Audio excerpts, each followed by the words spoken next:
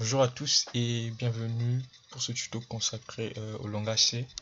Au cours de ce tuto, je vous parlerai de la notion de pointeur. Donc je vais commencer par lancer mon compilateur qui est DevC++. Voilà, je vais écrire l'entête du programme stdio.h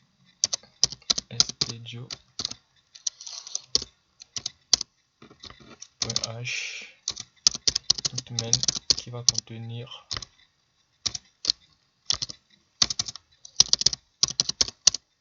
le corps de mon programme.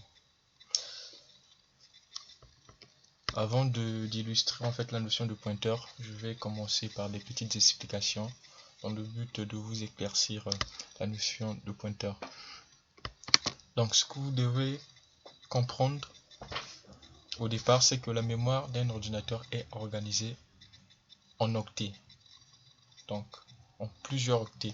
Donc voilà la mémoire d'un ordinateur que vous pouvez voir. Et un octet est égal à 8 bits. Et un bit est l'unité principale de la mesure de l'information. En fait, on mesure la quantité d'information en bits. C'est à même titre que le mètre. Pour mesurer une longueur, vous utilisez le mètre. Et pareil, là, pour mesurer une quantité d'information, on utilise le bit. Donc voilà. Je vais repartir sur le compilateur.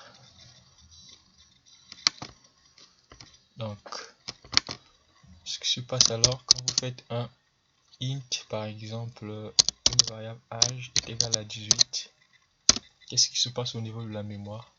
Vous réservez de l'espace mémoire. Là, nous avons notre mémoire et en faisant un int est égal à 18, on réserve de l'espace mémoire, un endroit dans la mémoire où sera stocké le 18. Pour savoir en fait combien d'octets sera réservé pour stocker la valeur 18, on peut le voir avec size of. Un int, une variable de type int occupe 4 octets en mémoire. Donc, je vais vous le montrer là, juste en faisant un print taille de int en mémoire. Voilà. Je vais faire un 100% D. 100% D. Je fais un size of it.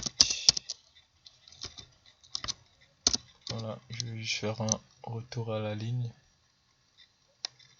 après avoir affiché. Je vais faire un copier-coller. Pareil, si vous voulez savoir la taille d'un float, d'un double, il suffit juste de modifier la float et vous aurez la taille d'un float.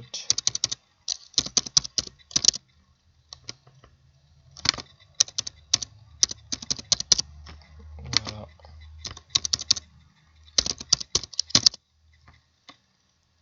Je vais compiler le tout.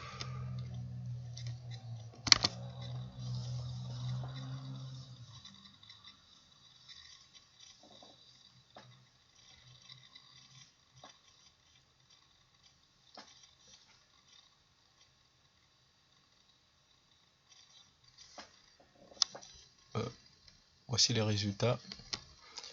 Taille de int en mémoire 4 octets, taille d'un float en mémoire 4 octets, taille d'un double en mémoire 8 octets. Voilà, donc un int occupe 4 octets, un float occupe 4 octets en mémoire, un double occupe 8 octets. Donc quand j'ai fait ma déclaration tout à l'heure, int h est égal à 18, ça veut dire dans la mémoire 4 octets ont été réservés.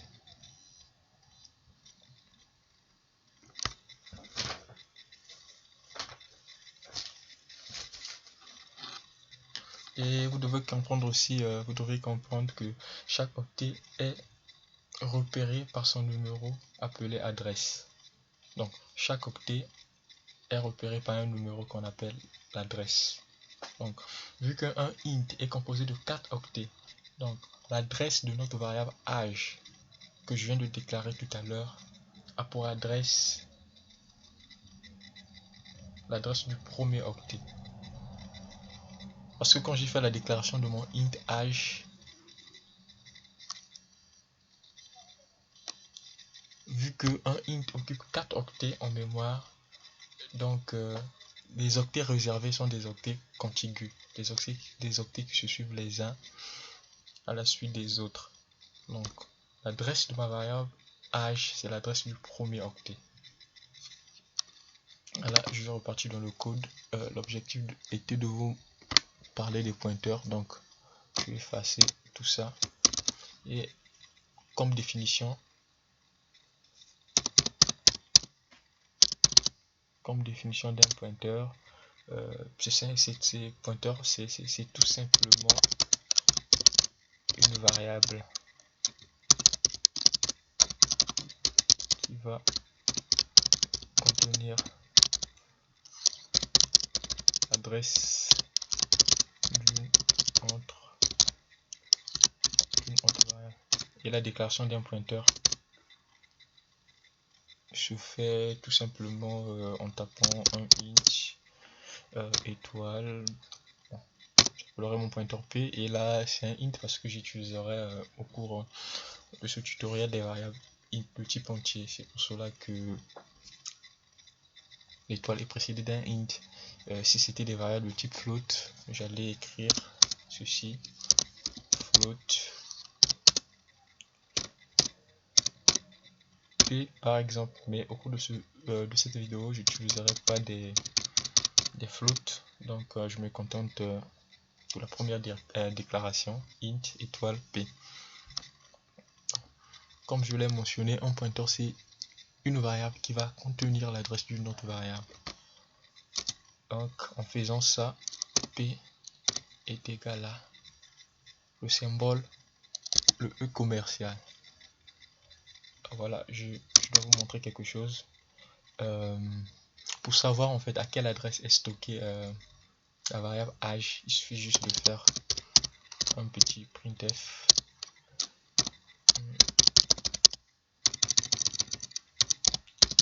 adresse et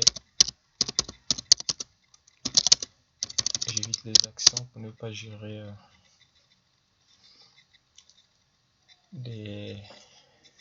pour ne pas me compliquer la tâche. L'adresse où est stocké âge, il suffit de taper je fais 100% p. Au finish, j'aurai l'adresse en notation hexadécimale. 100% p, le symbole E commercial.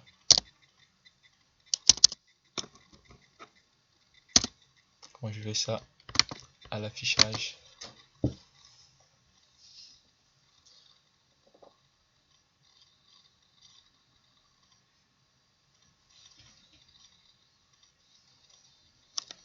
voilà, nous avons l'adresse où est stocké âge. Si je fais un 100% d,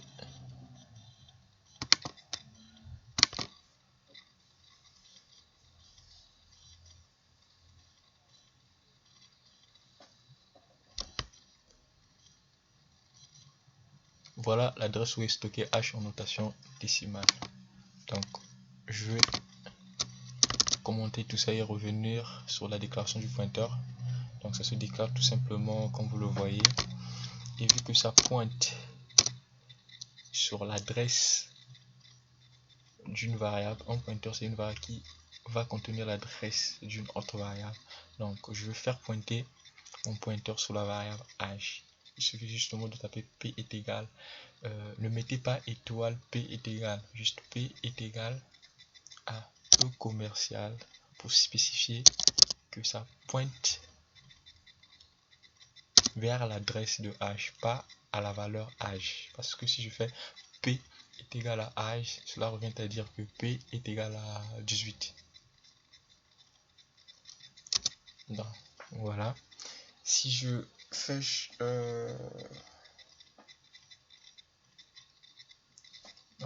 ce que je viens de faire là, je viens de faire pointer P vers l'adresse H. Donc, je vais dire P point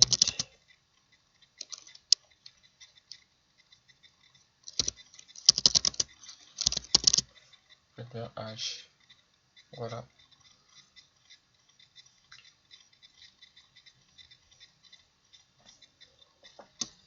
Donc je peux rajouter en disant ceci, donc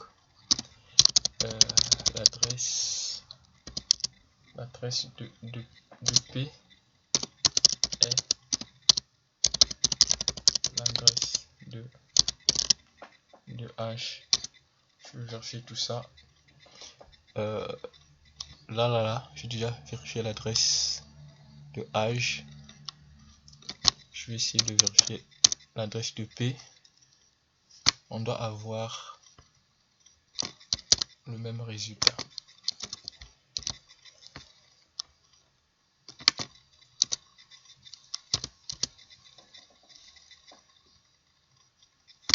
Je remplace H par P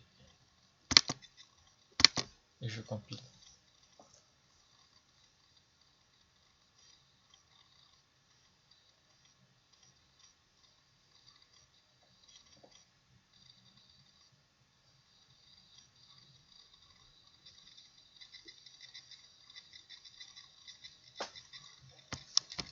C'est un peu flou.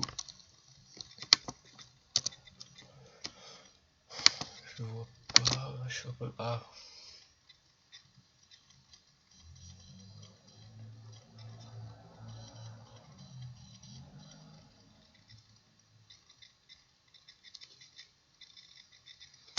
C'est pas toujours lisible.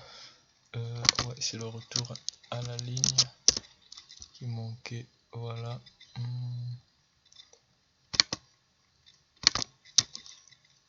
Je fasse tout ça.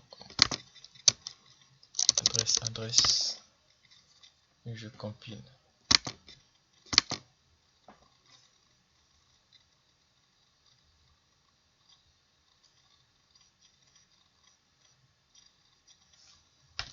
Voilà, on a la même adresse. Tout est bon. J'attaque la suite. Je vais commenter tout ça.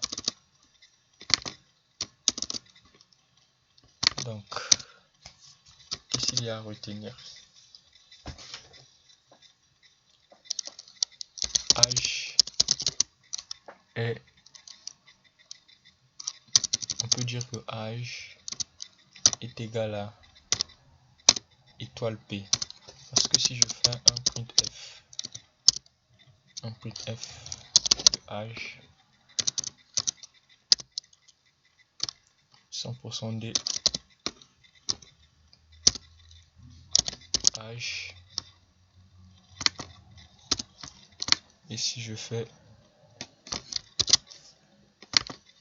bien évidemment je fais un retour à la ligne là, je fais 100% d,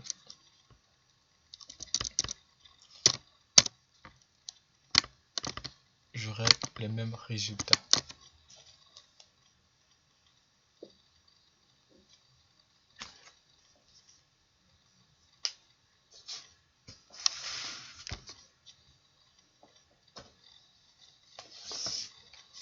Voilà, 18, on a les mêmes résultats.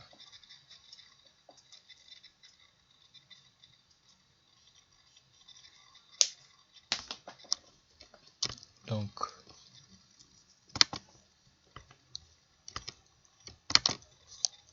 je vais commenter ça. Vu que je viens de dire H est synonyme à étoile P, si je modifie par exemple, si je fais par exemple P, parce qu'on accède à la valeur de H en utilisant étoile P. Donc si j'écris étoile P est égal à 3 par exemple,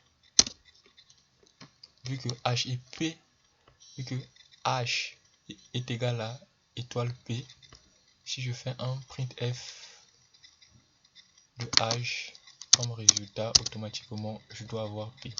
On va vérifier tout ça. On doit avoir 3 plutôt, je viens de mettre, ouais, la valeur 3 que je viens de mettre. Je vais compiler tout ça.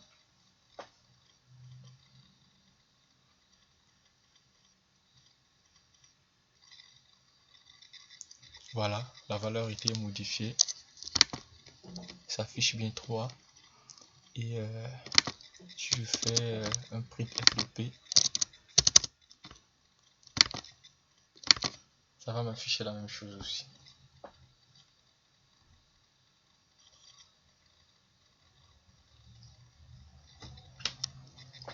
Voilà 3. Voilà, je suis à la fin de ma vidéo. C'était une vue d'ensemble concernant la notion de pointeur, mais dans les prochaines vidéos, je vous parlerai des tableaux dynamiques, et des passages par adresse, Et merci de m'avoir suivi. À nous revoir bientôt. Merci, au revoir.